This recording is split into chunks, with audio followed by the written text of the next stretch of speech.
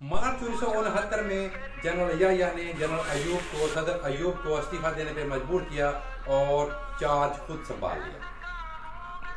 وہ ایک ہی وقت میں ایڈمنسٹریٹر آف مارشل لا اور پاکستان کے صدر چیف آف آرمی اسٹاف بن گئے۔ کیونکہ وہ جنرل ایوب کا زوال دیکھ چکے تھے، اسی لیے انہیں آتے ہی انہوں نے سیاستدانوں سے لڑائی مول لینے کے بجائے ان کو ریلیف دیا، اور جو 7,000 بندے جنرل ایوب نے نااہل کر دیے تھے ان سب کو اہل قرار دے دیا اور سیاسی جماعتوں پہ لگی ہوئی پابندیاں اٹھا دی۔ جنرل یحییٰ نے جنرل ایوب کا لگا ہوا جو بنایا ہوا آئین تھا اس کو بھی معطل کر دیا۔ جنرل یحییٰ نے دسمبر 1970 میں عام انتخابات کروائے، اور یہ پہلے پاکستان کے ایسے انتخابات تھے جن ایک آدمی ایک ووٹ کا حق دیا گیا۔ یہ پہلے وہ الیکشن ہیں جن کو پاکستان کے سب سے شفاف ترین انتخابات کہا جاتا ہے، لیکن انتخابات کا رزلٹ بہت ہی برا نکلا۔ ان انتخابات کا نتیجہ اتنا خوفناک برآمد ہوا کہ شیخ مجیب الرحمان نے 160 نشستیں جیت کر وہاں پہ کلین سویپ کر دیا۔ مغربی پاکستان میں ذوالفقار علی بھٹو نے 81 سیٹیں جیتیں اور لیکن وہ بنگال میں کوئی بھی سیٹ نہ جیت سکے، مشرقی پاکستان میں کوئی بھی سیٹ نہ جیت سکے۔ اسی طرح شیخ مجیب الرحمان مغربی پاکستان میں کوئی بھی سیٹ نہ جیت سکے۔ دیکھا جائے تو پاکستان واضح طور پر 2 حصوں میں تقسیم ہو چکا تھا، بٹ چکا تھا۔ پورا بنگال، پورا مشرقی پاکستان شیخ مجیب الرحمان کے ساتھ کھڑا تھا اور وہ آئینی طور پر حکمران بن چکے تھے۔ جنرل یحییٰ کی ذمہ داری بنتی تھی، کیونکہ وہ ایڈمنسٹریٹر مارشل لا تھے اور اس وقت کے وہ صدر بھی تھے، چیف آف آرمی اسٹاف بھی تھے، کہ وہ اقتدار شیخ مجیب الرحمان کو مہیا کرتے۔ لہٰذا انہوں نے 1 فروری 1971 کو ڈھاکہ میں ایک قومی اجلاس رکھا، جس میں یہ اقتدار ان کو سونپا جانا تھا، لیکن ذوالفقار علی بھٹو نے اس اجلاس سے انکار کر دیا۔ خالی انکار ہی نہیں کیا، انہوں نے اپنے تمام نمائندوں کو یہ بھی کہہ دیا کہ جو بھی اس اجلاس میں جائے گا میں اس کی ٹانگیں توڑ دوں گا۔ یہ ایک تاریخی موقع تھا کہ اقتدار مشرقی پاکستان کے ہاتھ میں جا رہا تھا۔ ذوالفقار علی بھٹو سمجھتے تھے کہ شیخ مجیب الرحمان کے 6 نکات پاکستان سے علیحدگی کے نکات ہیں۔ ماہرین یہ کہتے ہیں کہ اس وقت بھٹو کو اس اجلاس سے انکار نہیں کرنا چاہیے تھا، اور ان اعتراضات کے باوجود ان کو ڈھاکہ پہ جانا چاہیے تھا، ڈھاکہ میں اس قومی اجلاس میں جانا چاہیے تھا، لیکن ایسا نہ ہو سکا، اور ذوالفقار علی بھٹو نے جنرل یحییٰ پہ دباؤ ڈالا کہ وہ اجلاس ملتوی کر دیا جائے، اور جنرل یحییٰ نے وہ اجلاس ملتوی کر دیا۔ اجلاس کے ملتوی ہوتے ہی مشرقی پاکستان میں آگ لگ گئی۔ وہاں کی عوام، وہاں کے سیاستدان یہ سمجھ چکے تھے کہ مغربی پاکستان کے اشرافیہ اقتدار مشرقی پاکستان کو نہیں دینا چاہتے۔ اسی وجہ سے مشرقی پاکستان میں سول نافرمانی کی تحریک چل پڑی۔ جب یہ تحریک چلی تو بھارت جو پہلے ہی تاڑ میں بیٹھا ہوا تھا، اس نے اپنے ایک باغی گروہ مکتی باہنی کے ذریعے وہاں پہ بغاوت شروع کر دی، اور مغربی پاکستان کے حامیوں پہ اور پاک فوج پہ حملے شروع کر دیے۔ یہ پاکستان بچانے کا ایک آخری موقع تھا کہ جنرل یحییٰ اجلاس بلاتے اور اقتدار شیخ مجیب الرحمان کو مہیا کر دیتے، ان کو منتقل کر دیتے، کیونکہ یہ ان کا آئینی اور قانونی حق بھی بنتا تھا۔ حالانکہ یہ اتنا اب آسان نہیں رہا تھا، بغاوت شروع ہو چکی تھی، لیکن پھر بھی اس کو سنبھالا جا سکتا تھا، لیکن جنرل یحییٰ نے یہ موقع بھی گنوا دیا اور اس بغاوت کو کچلنے کے لیے فوجی ایکشن شروع کر دیا۔ تاریخ اس بات کی گواہ ہے کہ بھٹو سمیت تمام سیاسی جماعتوں نے اس فوجی ایکشن کی حمایت کی۔ فوجی ایکشن میں 9 مہینے کے اندر مکتی باہنی کی بغاوت کو کچل دیا گیا، لیکن اس وقت نفرت کی آگ بڑھ چکی تھی اور وہ مکمل پروان چڑھ چکی تھی۔ مشرقی پاکستان اور مغربی پاکستان ایک دوسرے سے دور ہو چکے تھے، وقت گزر چکا تھا، حالات بگڑ چکے تھے۔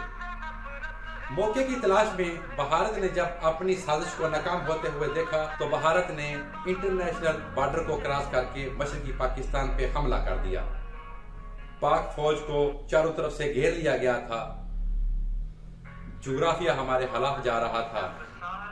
پاک فوج اپنے مرکز سے 1000 میل دور دشمن کے گھیرے میں آ چکی تھی اور دشمن نے اپنی مکمل سپلائی لائن کے ساتھ پاک فوج کو چاروں طرف سے گھیر لیا تھا کہ سپلائی لائن کٹ چکی تھی، مشرقی پاکستان بیگانہ ہو چکا تھا، وہ سرزمین بیگانی ہو چکی تھی، شکست دیوار پہ لکھی جا چکی تھی۔ اس کے باوجود پاک فوج کے جوان بہادری سے لڑے اور کٹ مرے، ہزاروں پاک فوج کے جوان شہید ہو چکے تھے۔ یہ ایک ہاری ہوئی جنگ تھی جسے طول تو دیا جا سکتا تھا لیکن جیتا نہیں جا سکتا تھا۔ اور پھر یہی ہوا، پاکستان کی تاریخ کی سب سے شرمناک شکست ہوئی۔ 16 دسمبر 1971 کو پاکستان کے پاک فوج کے 90,000 فوجی بھارتی قیدی بن گئے۔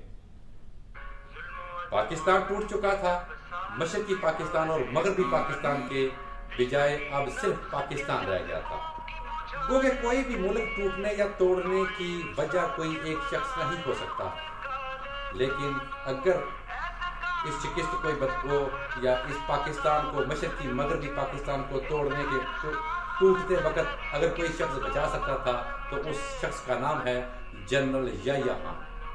جنرل یحییٰ وہ شخص تھے جو اگر وقت پر اقتدار مہیا کر دیتے، کیونکہ یہ ان کی ذمہ داری بنتی تھی، وہ administrator of law, martial law تھے، پاکستان کے صدر تھے، چیف آف آرمی سٹاف تھے، اگر وہ اپنے وقت پر اپنی ذمہ داری پوری کرتے اور جو الیکشن جیت چکے تھے، جن کا آئینی حق بنتا تھا، اگر ان کو اقتدار مہیا کیا جاتا تو پاکستان کی تاریخ آج اور ہوتی، اس طرح کے حالات نہ ہوتے، آج پاکستان ڈبل ہوتا، آج آدھا پاکستان نہ ہوتا۔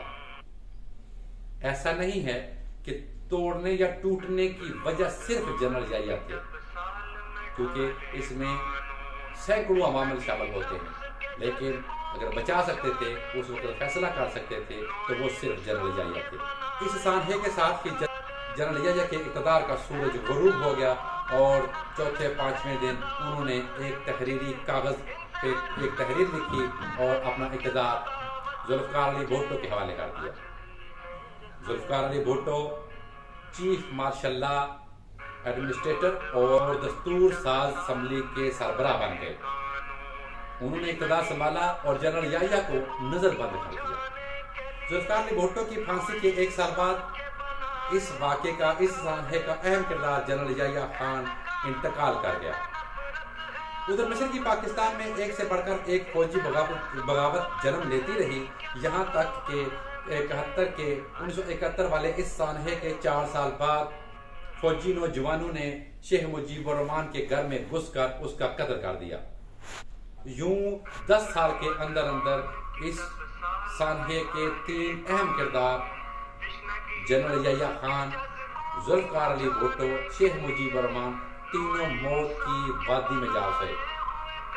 پاکستان میں اس سانحے کی وجوہات جاننے کے لیے ایک کمیشن دیا گیا، ایک کمیشن بنایا گیا۔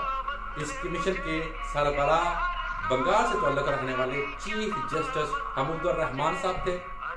اس کمیشن نے سقوط مشرقی پاکستان پہ مکمل تفصیلی رپورٹ لکھی۔ رپورٹ تو مکمل ہو گئی، لیکن وہ کبھی بھی کسی مصلحتوں کی بنا پر کبھی بھی شائع نہیں ہو سکی۔ پاکستان میں یہ کبھی بھی شائع نہیں ہوئی، البتہ بھارت میں اس کے کچھ حصے کبھی کبھی شائع ہوتے رہے، ان کو پبلک کیا جاتا رہا، لیکن پاکستان میں اس کو کبھی بھی پبلک نہیں کیا گیا۔ اور مختلف سال کے لحاظ سے جو شاہ سرخیاں ہیں، ان میں 1969 میں جنرل یحییٰ نے جنرل ایوب کو مجبور کر کے ان سے استعفیٰ لیا۔ 1970 میں عام انتخابات ہوئے۔ 1971 میں مغربی پاکستان اور مشرقی پاکستان الگ الگ ہو گیا۔ 1972 میں شملہ معاہدہ ہوا۔ 1973 میں آئین پاکستان جو اب بھی چل رہا ہے وہ بنا۔ 1974 میں قادیانیوں کو غیر مسلم قرار دیا گیا۔ 1975 میں نیشنل عوامی پارٹی پہ پابندی لگ گئی، 1976 میں پاکستان ایٹمی طاقت بنا، 1977 میں 77 میں جنرل ضیاء الحق نے تیسرا مارشل لا لگایا۔ یہ تھی 8ویں قسط، اور 9ویں قسط میں ہم آپ کو بتائیں گے کہ بھٹو نے کون سا بھارت پہ دباؤ ڈالا کہ 90,000 فوجی انہوں نے پاکستان کو واپس دے دیے، واپس بھیج دیے۔ جنرل ضیاء الحق تیسرا مارشل لا لگانے میں کیسے کامیاب ہوئے اور اس کی کیا وجوہات تھی؟ بھٹو پہ، ذوالفقار علی بھٹو پہ کون کون سے کیس بنائے گئے؟ اقتدار کی جنگ میں کیا کیا ہوتا ہے، کیا کیا ہو رہا ہے؟ یہ جاننے کے لیے ہماری اگلی قسط دیکھیں۔ میں ہوں تنویر احمد چودھری اور آپ دیکھ رہے ہیں سچ جانو۔